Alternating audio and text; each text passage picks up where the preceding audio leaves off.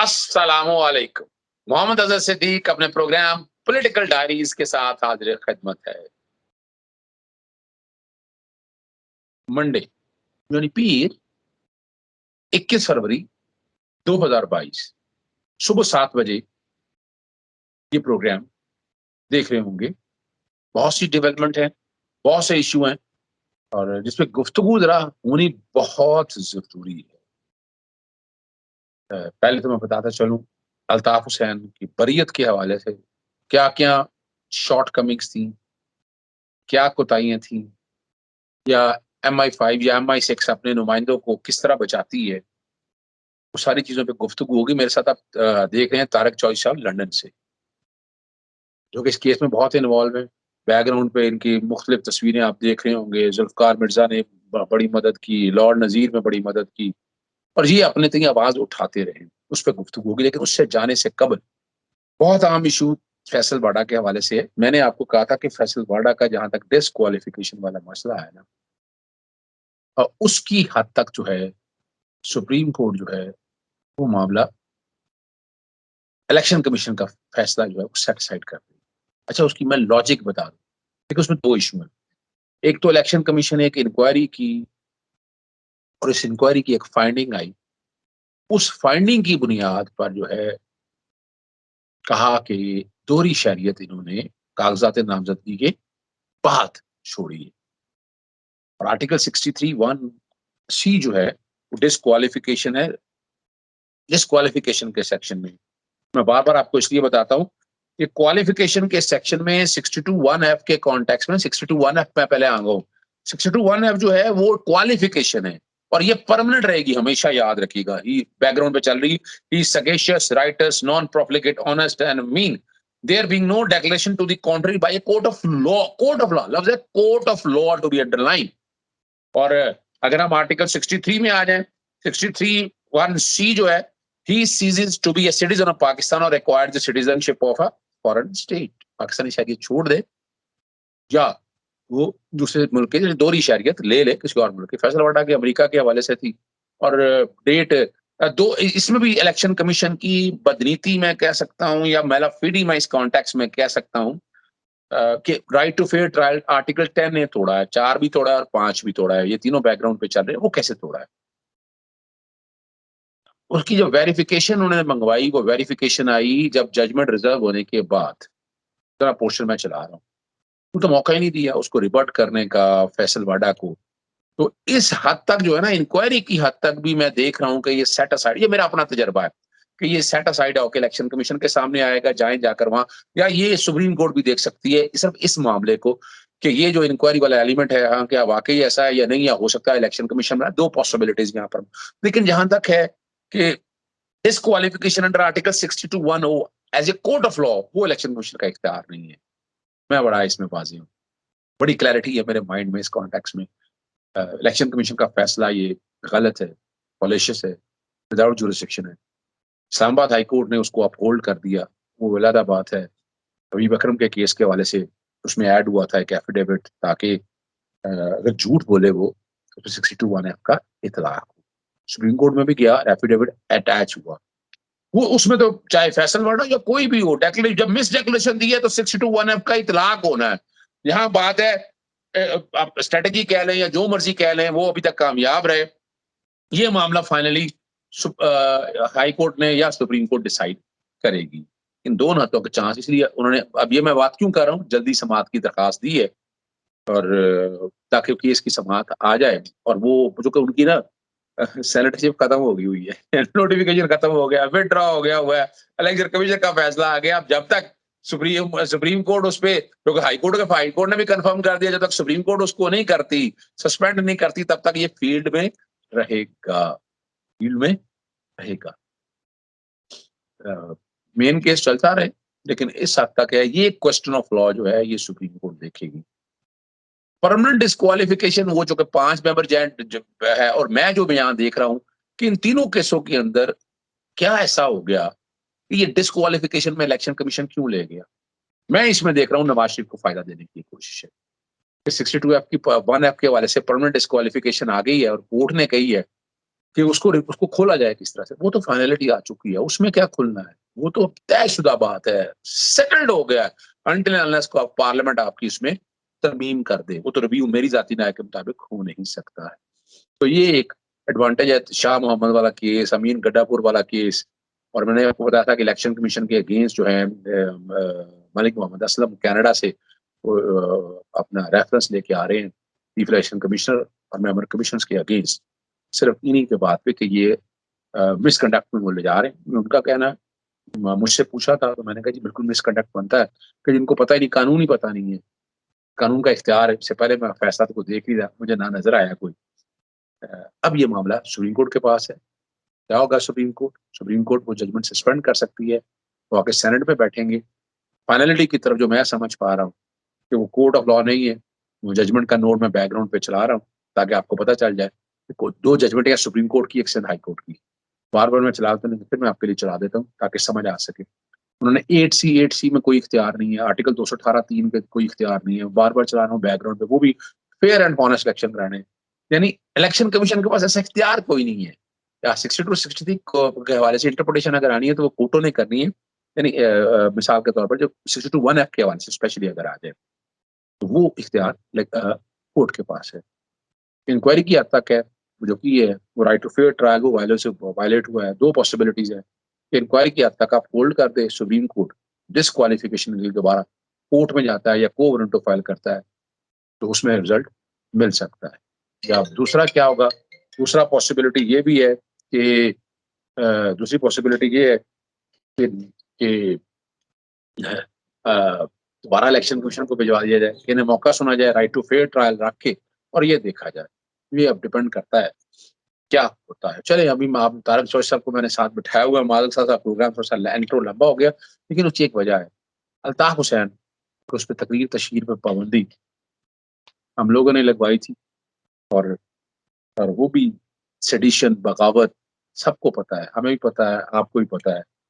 लेकिन लंदन के अंदर जंग जिसने लड़ी है वो तारक चौधरी, उसको सैल्यूट है। तारक चौधरी साहब से पहले पूछते हैं कि ये फैसला उसके हक में क्यों आ गया, फिर आएंगे पुरानी तारीख पे। जी तारक चौधरी साहब। हेलो, अस्सलाम वालेकुम जी। आपको और आपके जितने भी सुनने वाले हैं सबको बहुत-बहुत सलाम।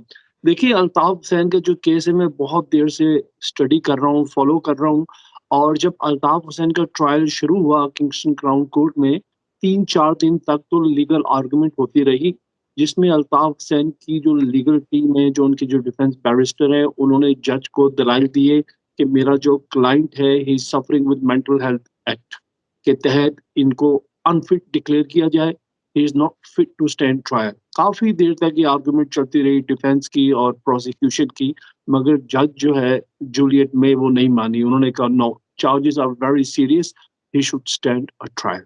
फिर जी ट्रायल की शुरुआत हो गई है, और मैं आपको बताऊं क्योंकि मैंने खुद ज्यूरी में सर्व किया है, और उसका कुछ प्रोसीजर है जो मैं आप लोगों के साथ शेयर करूंगा, क्योंकि पाकिस्तानी कम्युनिटी को पता नहीं है कि हाउ दे ऑपरेट। देखिए, जब भी ट्रायल शुरू होते हैं ना, तो 100 से ज़्यादा जूरर जो है ना वो एलोकेट होते हैं। उन्हें बुलाया जाता है क्राउन कोर्ट में, वहाँ असेंबली हॉल में बिठाया जाता है, और उनको बिल्कुल पता नहीं होता कि उनको कौन-सा केस मिलेगा।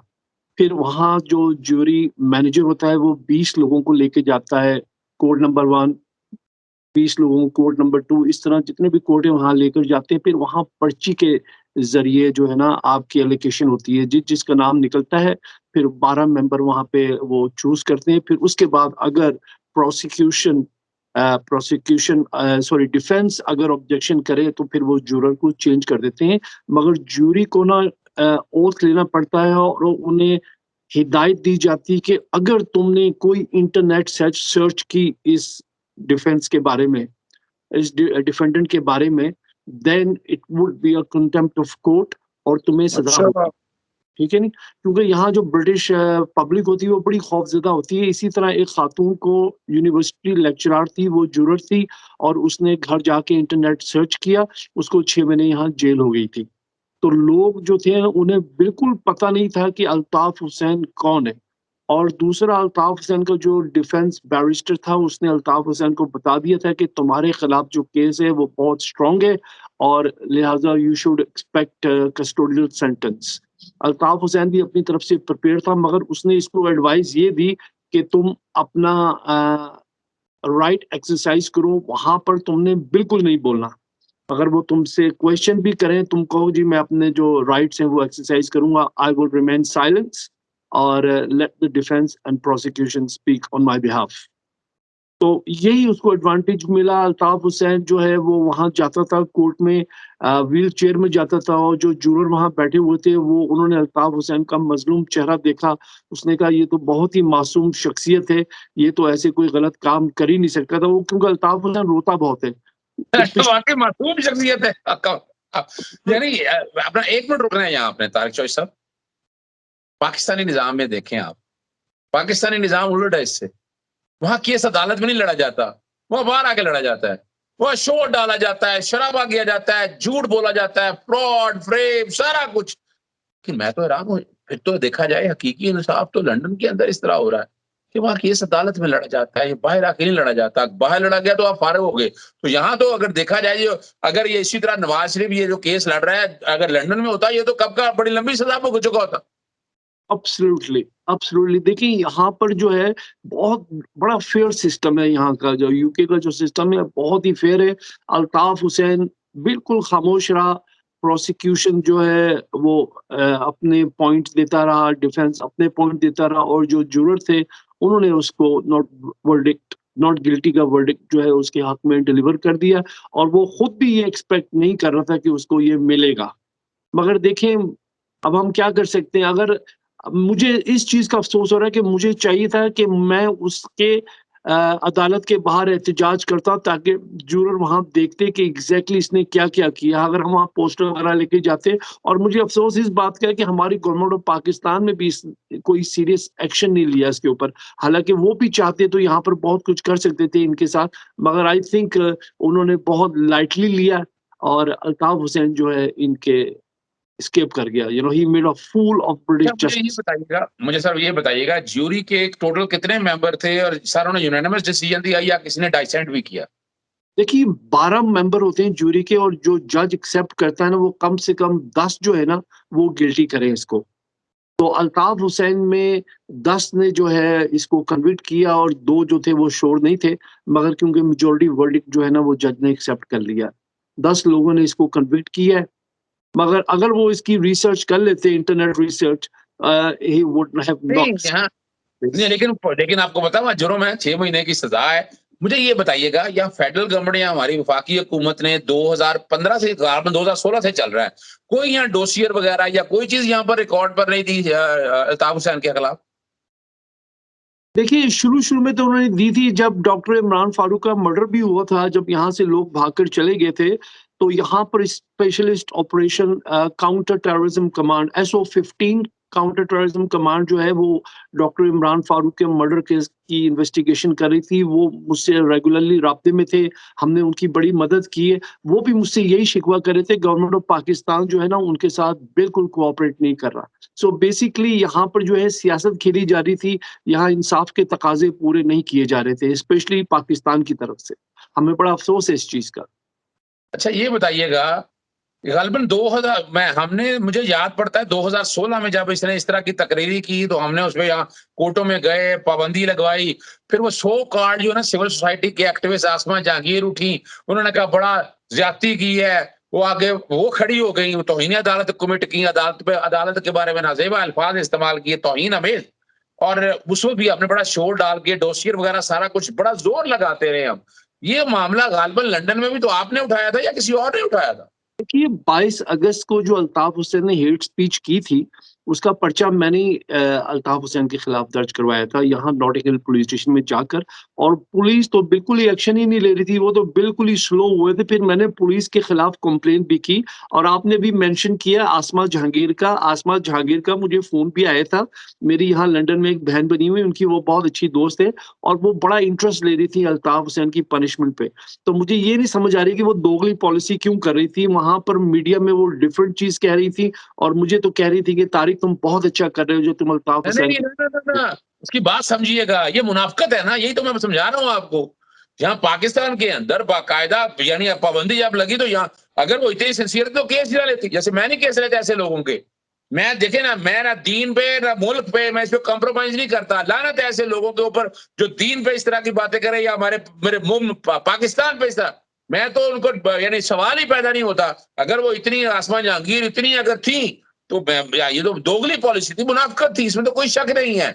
आप लोग उसको उनको बैठ के उठा रहे होते हैं, उनका किरदार बड़ा डूबियस था। यानी पब्लिक इंटरेस्ट के केसों में मेरे मुखालिफ पेश होती रही है। मुझसे ज्यादा कौन जानता है सारे मसले को। मगर मुझे यही हैरानगी हो रही है, आप कह रहे हैं कि वो इसको डिफेंड कर रही थी और मुझे तो वो कह रही थी कि इसको ठोको। ये मुझे समझ नहीं आ रही इस बात को। वो तो बड़ा मुझे अप्रिशिएट कर रही मैं थी। दुनिया में नहीं है वो, मैं नहीं चाहता ज्यादा, लेकिन सच बोलना चाहिए, ये जरूरी है। अच्छा ये बताइएगा, क्या ऐसा नहीं है जो आप शायद डरते हुए बात करें, मैं ही बात कर देता हूँ, MI5 और MI6 के चूंकि वो अपना उनके लिए कुछ ना किसी ना किसी तरह से उनके एसेट हैं। जैसे नवाज शरीफ के बारे में कहा जाता है रॉ के एसेट है और हमने वो सारा कुछ सुना है, तो उनको बचाने के लिए ये फोर्सेस भी। तो क्या कोई ऐसी यहाँ की कोर्टें कोई इन्फ्लुएंस तो नहीं होती ऐसी चीजों से? देखिए, मैं आपको बताऊँ, सबसे पहले तो बात ये है कि मैं बिल्कुल नहीं डरता, चाहे MI5 हो या MI6 हो, ठीक है? ना तो मैं टेररिज़्म में मुलव्वस हूँ, ना ही मैं कोई फ्रॉड करता हूँ, मैं हॉस्पिटल में काम करता हूँ, ठीक है? अल्हम्दुलिल्लाह रिज़्क़ हलाल लेकर आता हूँ अपने घर में। और इसमें शुरू-शुरू में जो है ना, जब मैंने पुलिस वाले से क्वेश्चन किया SO-15 काउंटर टेररिज़्म कमांड के ऑफिसर से कि आप ये बताएँ कि इस बंदे के पीछे मैं इतने अरसे से पड़ा हूँ और आप लोग क्यों इसको प्रोटेक्शन दे रहे हो? तो पुलिस वाले ने बड़ी प्यारी बात मुझे कही थी। उसने कहा, देखो तारिक, अगर इसको कोई प्रोटेक्शन दे रहा है ना, तो वो मेरे लेवल से ऊपर। हाँ, बस काफी है समझने के लिए, समझ समझने के लिए खुश हो गया, फिर मैंने कहा ठीक है। मगर अब इसको किसकी अभी जो ट्रायल हुआ है, मैं समझता हूँ कि उसमें ज्यूरी की नेग्लिजेंस है कि उन्होंने जो है ना इसकी फेस रीडिंग की है, इसने ब्रिटिश जस्टिस को फूल बनाया है और ये अपनी वो एक्टिंग करके जो है ना वहाँ से ये जस्टिस से बच गया, यही अच्छा एस्केप जस्टिस। मुझे ये बताइएगा, क्या अब इसके अगेंस्ट कुछ हो सकता है अभी इस वक्त कुछ आप देख रहे हैं? वो कहते हैं अल्लाह अल्लाह का तराजू इंसाफ तोलता है, मुजरिम अगर ना बोले तो जुर्म बोलता है। हमने पहले भी एहतजाज किए 10-12, अब मैं इंशाल्लाह दोबारा एहतजाज शुरू करूँगा, इनके लिए ज़मीन तंग करूँगा। कोविड-19 आ गया था, नवाज़ शरीफ को भी इसीलिए मैंने पीछे हट गया था, क्योंकि कोविड-19 की वजह से इंशाल्लाह हम अपनी कम्युनिटी को यूनाइट करेंगे इस पर।